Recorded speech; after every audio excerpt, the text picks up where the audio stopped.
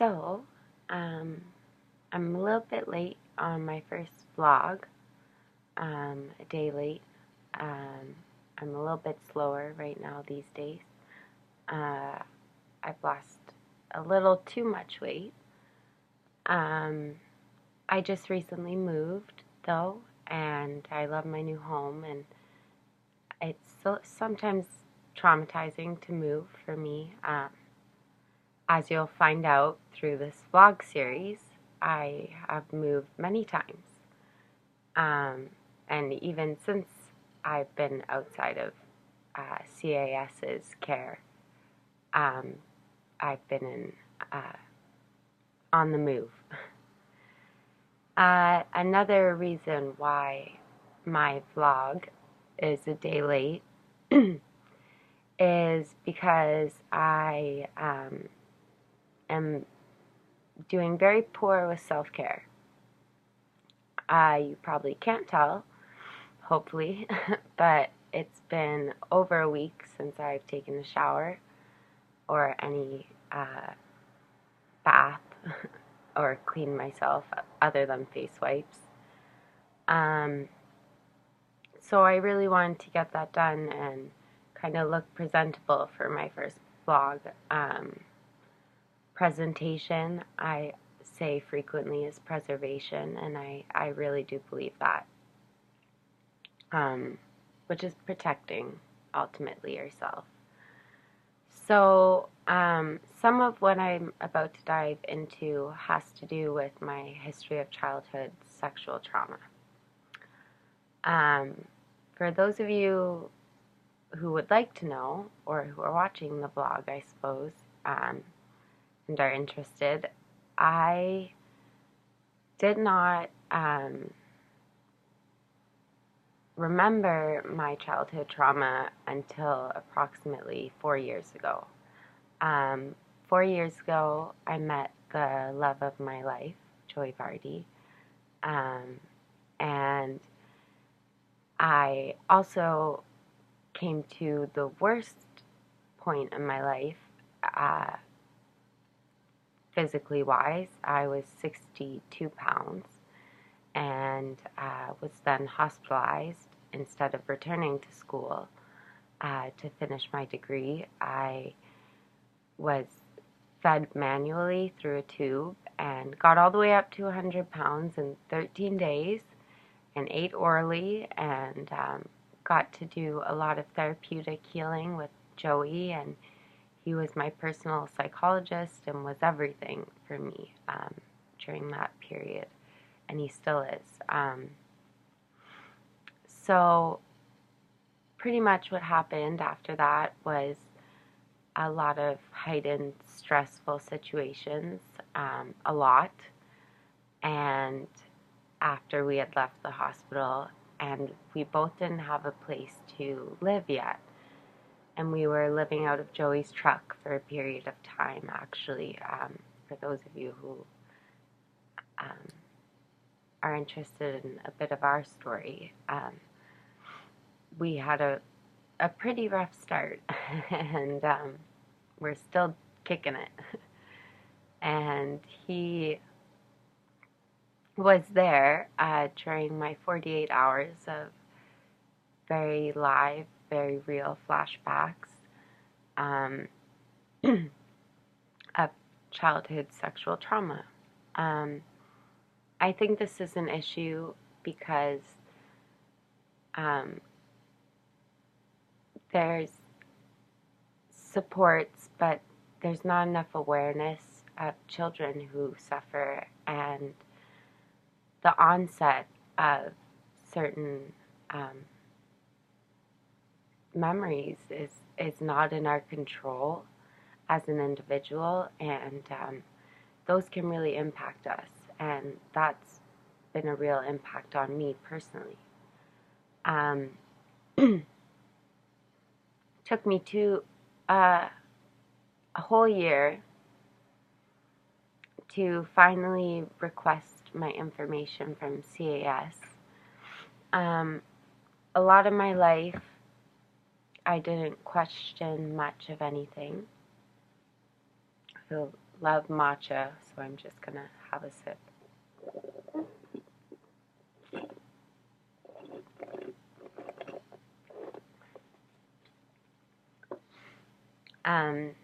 I never questioned much of anything, and by the time I ended up in my foster family home in Orangeville, I got to be really quite happy and learn what family was a bit, and I got a real taste and savor of that, and that was stability for me, and I really fought to keep that for as long as I could.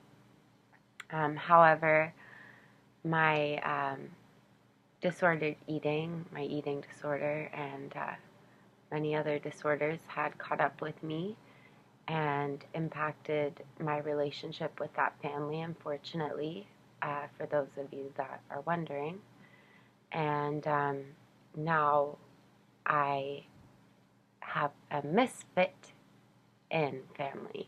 So everybody fits in, and that's because our cat Ida we call Fit In. She's right behind me, is why I'm pointing. And Joe fits perfectly as well. She knows I'm talking about her. She's going to have treats. Part of the awareness on childhood sexual trauma is that May is Sexual Awareness Month, so I should be wearing purple. I'm not. Here's a purple slipper, and I'm going to use my purple pen for this. When I requested my records, I was still at a place of being overwhelmed. Typically, CAS Peel, to be more specific, will email out confidential files to people who request them. I actually just got this copy emailed to me because I thought I lost the first, but I didn't. The lighting's not very good in here.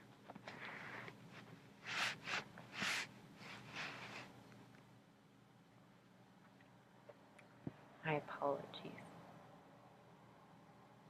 How's that? A bit better, maybe.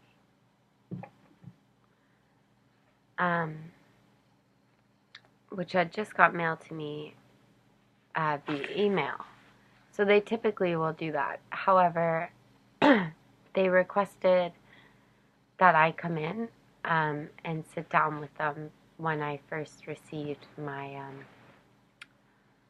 my records. So I did that on June 28th, 2016. So 2 years ago, almost now today. I read through a bit of them while I was in there. I was shocked. There's a lot that I don't know, and I didn't obtain the information I was really looking for, which is actually the whole root of me seeking my records was to obtain my mom's personal name and date of birth, potentially, and I was unable to do this anyways, so that's that. They don't release any names in your records at all. So, yes. Shall we begin?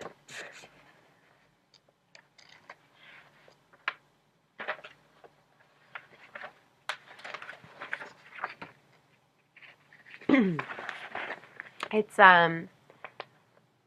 I will definitely need my purple pen because it needs a lot of fine tuning, I find.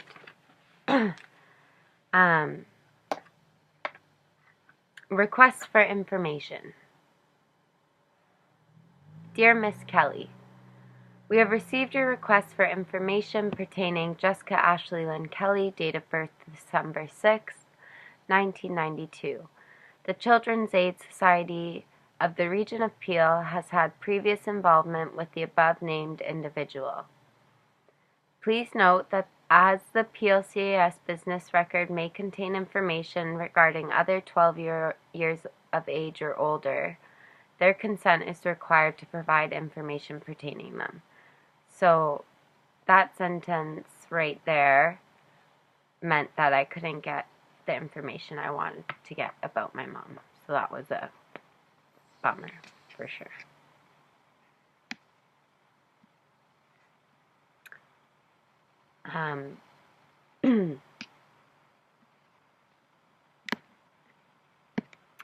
Also, the following is a summary of our involvement.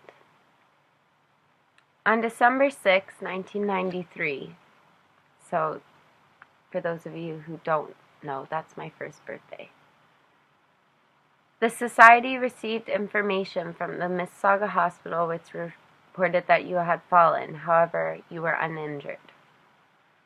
As your family had the support of extended family members and were able to secure a family doctor for you and the child protection concerns were addressed, the file was closed January 17, 1994. I was uninjured and hadn't really fallen. I had suffered malnutrition.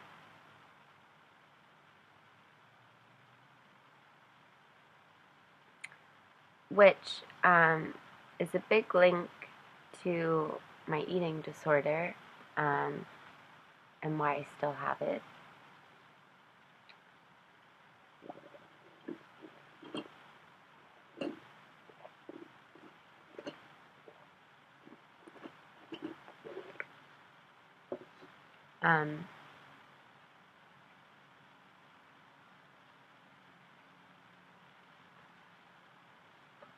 According to the Society's records, and prior to our re-involvement, you resided with your parents until you were approximately 2 years old. At that time, your parents separated, and you remained in the care of one of your parents for about 2 years. I believe that's my mother.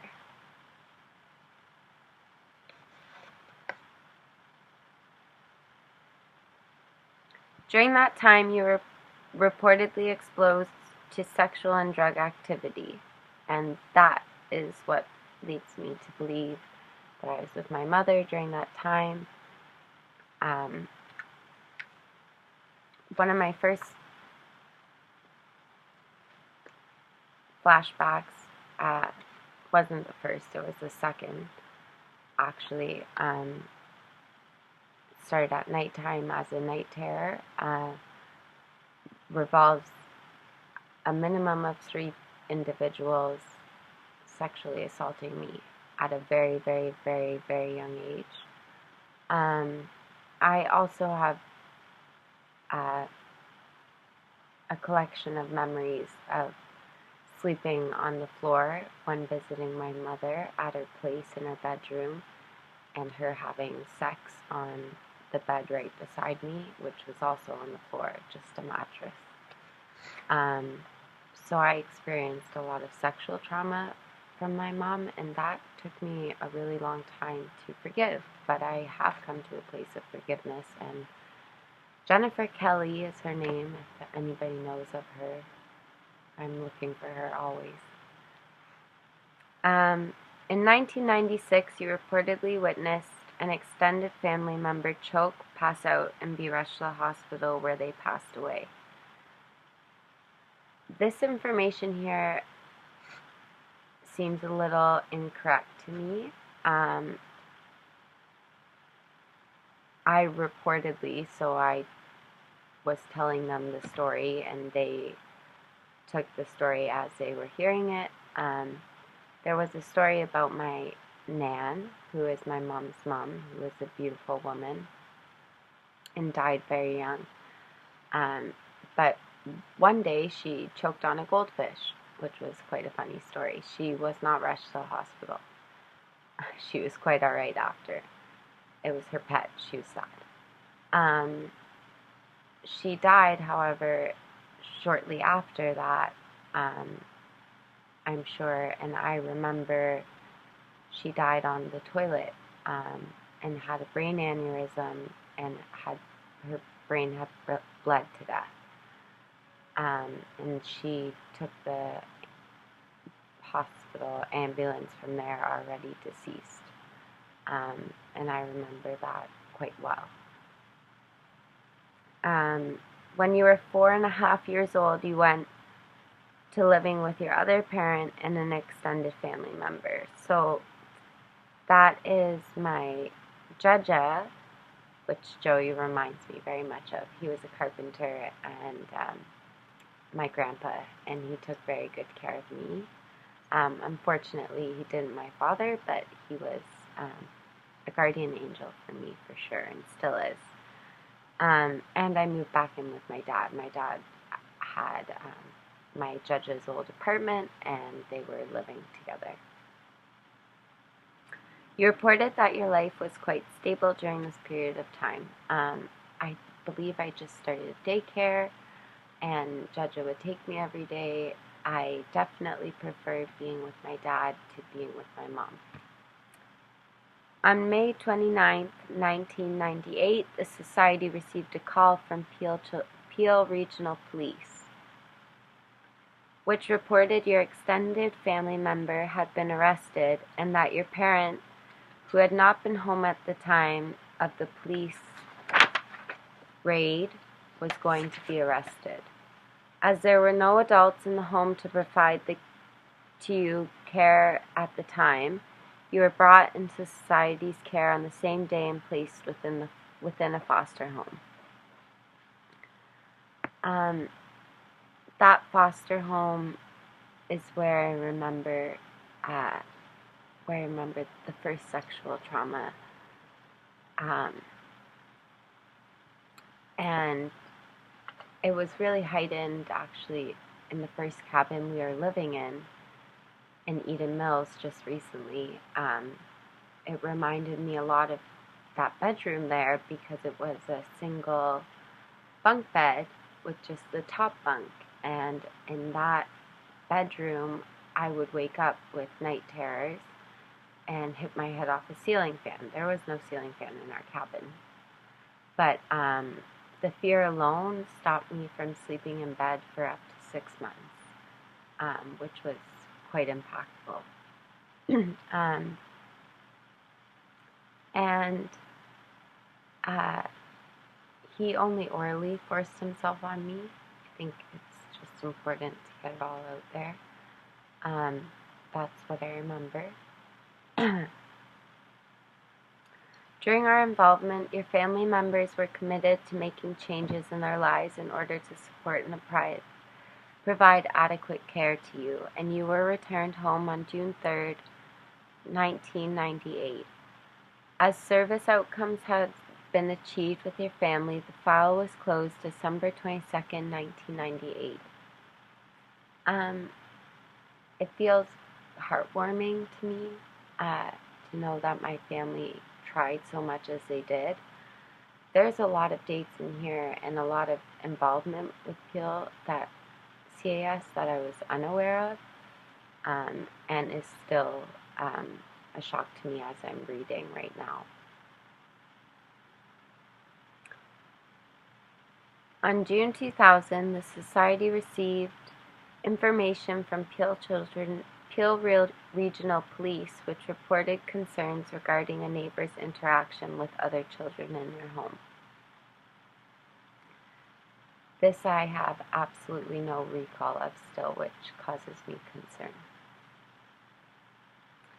Subsequently, on July 11, 2000, the Society received information from the Peel Regional Police, which reported a physical altercation between your caregivers. This fight I remember because my dad had pulled the fridge out of the wall, I believe, this fight, and my mom and Jaja both took me away. Right there is where I'm going to stop for the first vlog. It's about 20 minutes long. That's long enough, I think. And thank you for those of you who are taking the time to follow along with me. It's part of my healing process. I will self-care, I promise. I'll bath or yoga. I like the curl in my hair right now. And everybody have a enjoyable evening. Namaste, and thank you.